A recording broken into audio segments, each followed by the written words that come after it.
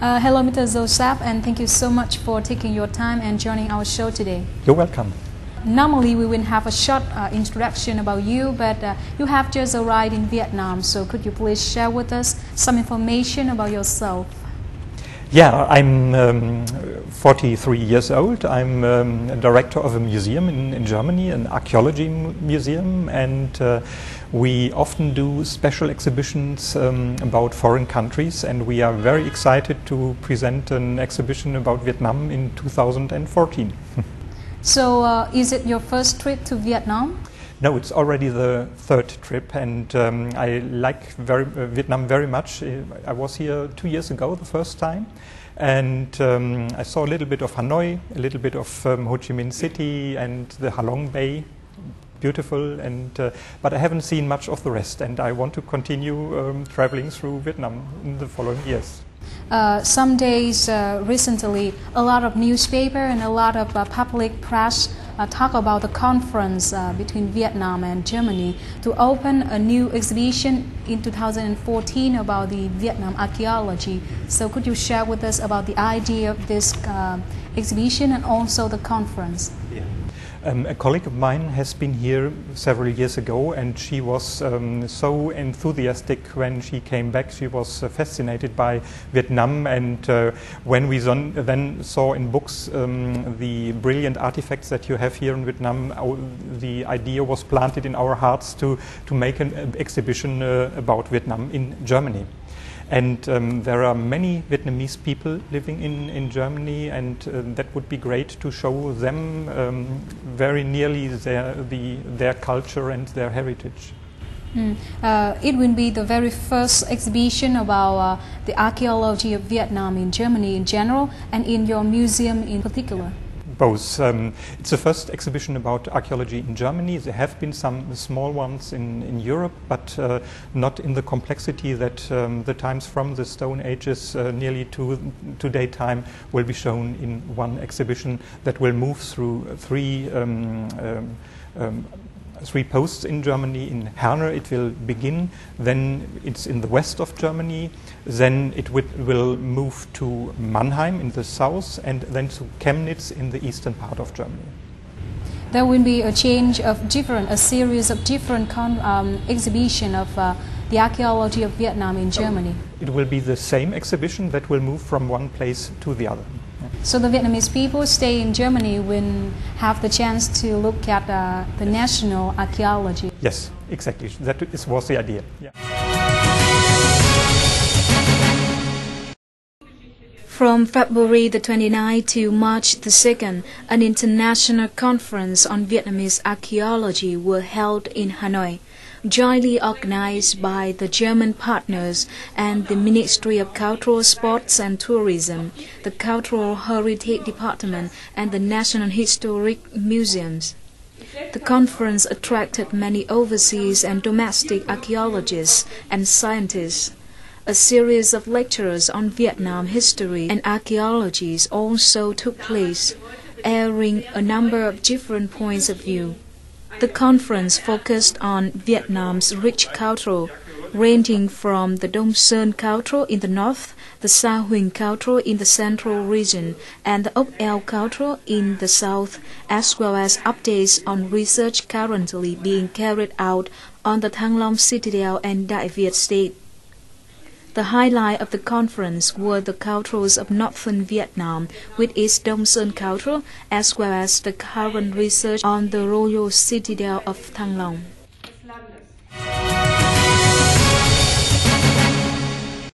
Is it your first time that look at the Vietnam lyrics? Yeah, for me it was the first time 2 years ago. I have certainly known about Vietnam and the beauty of the country, but I didn't know anything about archaeology in Vietnam, and I was astonished how beautiful the things here are.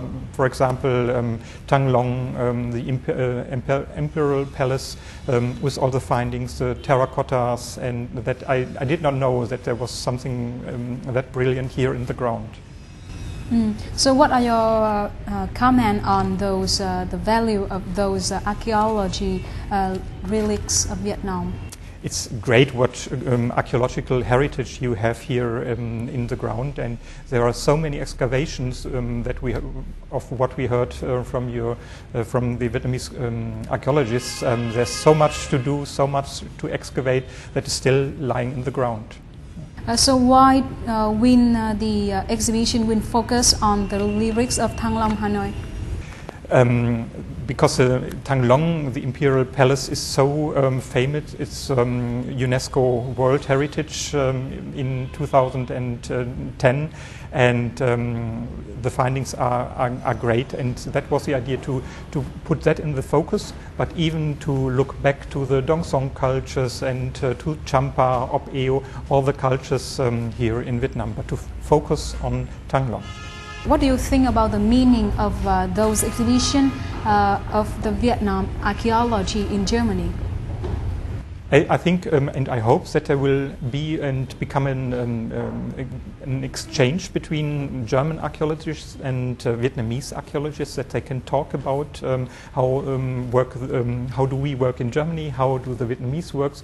We have the same problems, and we hope that we can help each other solving these problems. So what do you think will be the meaning to the Vietnamese people who live in Germany for a long time, and especially the second and the third generation, that maybe they haven't had a chance to come back to homeland? Exactly, that it was the idea to reconnect them with their roots, to show them the heritage of their country. I know many Vietnamese people in Germany. Some have been here several times, but some don't even know what treasures their home country has. And that would be great if all the Vietnamese people who live in Germany would visit one of these 3 exhibitions to get to know it. So what do you think about the current situation of the preservation and also the restoration work in Vietnam? Yeah, there are many open excavations here. For example, Thăng Long, the excavations are open. They are protected by a roof, and we have the same problems in Germany. If an excavation is open, the whole thing ruins very fast because of the weather, the rain, and all that, and it's quite difficult to preserve it. And we have the same problems in Germany, and we hope that we will find ideas together how to establish, to preserve these findings in the ground, that they can be open and shown to the people. You have just had the chance to talk and to discuss with different archaeologists of Vietnam. So what do you think about them? They know a lot. They are educated very well. They have done their studies. They work with excellent methods, and they work on upper level. And one thing that is difficult for us is that most of the publications of these excavations are only in Vietnamese. And that is quite difficult for us, because nearly anyone in Germany speaks. No one in Germany speaks speaks Vietnamese, neither archaeologists. And so, if the publications would be in English, it would be much easier for us. So this will be the first action that the archaeology of Vietnam should do in the future. So what about the other method that we need to do in order to preserve all the traditional treasure that we have here? Yeah, I think that's really a problem, because there are so many excavations here. It's the same in Germany. If you build a new house, you find something under it, you have to look, what shall we do with it? Can we take it out? Shall we leave it in the ground? And I think the Vietnamese archaeologists have the same problems, and it's really difficult to find a solution for it.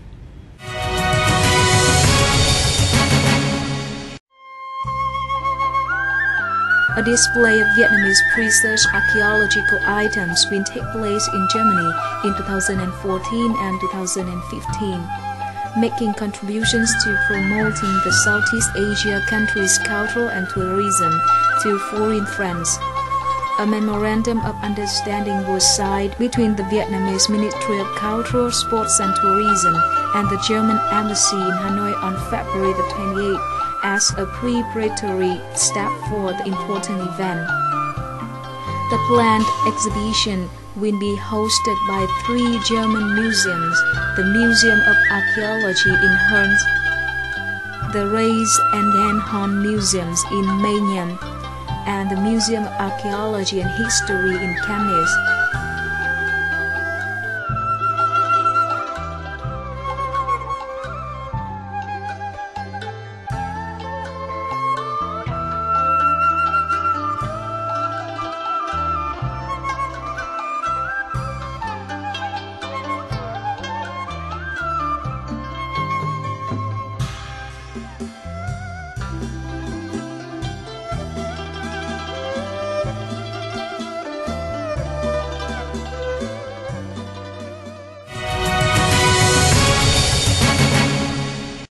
So what is the civilization or the period of the history of Vietnam that make you impressed the most? There are 2 points. The Dong Song culture, I think, is very interesting. Yesterday we heard at the conference a speech about the decoration of the drums, where you see warriors on ships and all that. That must be a very powerful, very great culture. But even Thang Long, if you see the relics of the palaces, it's very, very astonishing. And what I like very much are the champa, the temples in Middle Vietnam, and they are great too. What will be the message from an expert in archaeology of Germany to the Vietnamese people? Be proud of your heritage. You have a lot of history here, a lot of treasures in the ground. Save them for the people that are coming after you. So what do you think about the attention of the people, the Vietnamese people, about the treasure that they have here, especially the young people of Vietnam?